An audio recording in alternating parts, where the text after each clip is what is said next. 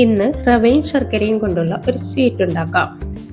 അതിനായി പാൻ അടുപ്പിൽ വെച്ച് 1.5 ടേബിൾ സ്പൂൺ നെയ്യ് ഒഴിക്കാം. ഇതിലേക്ക് കുറച്ച് കാഷ്നട്ടും ബദാമും കട്ട് ചെയ്തത് ചേർത്ത് വറുക്കാം. കുറച്ച് റൈസിൻസ് കൂടി ചേർത്ത് വറുക്കാം. ഇനി ഇത് കോരി മാറ്റി ഇതിലേക്ക് 1/2 കപ്പ് റവ ചേർത്ത് വറുക്കാം.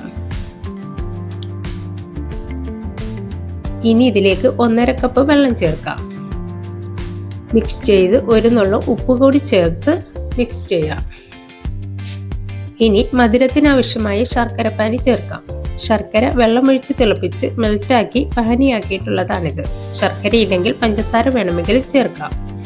ഇനി നന്നായി ഇളക്കി 1 ടീസ്പൂൺ ഏലക്കപ്പൊടി കൂടി ചേർത്ത് ഇളക്കി വെള്ളമെല്ലാം കുറച്ച് വറ്റി വന്നാൽ വറുത്ത് വെച്ചിരിക്കുന്ന നട്ട്സ് ചേർത്ത് 1 ടീസ്പൂൺ നെയ്യ് കൂടി ചേർത്ത് ഫ്ലെയിം ഓഫ് ചെയ്യാം. ഇത്രയുള്ളൂ, നല്ല സ്വാദിഷ്ടമായ റവ സ്വീറ്റ് ഇവിടെ റെഡി ആയിട്ടുണ്ട്.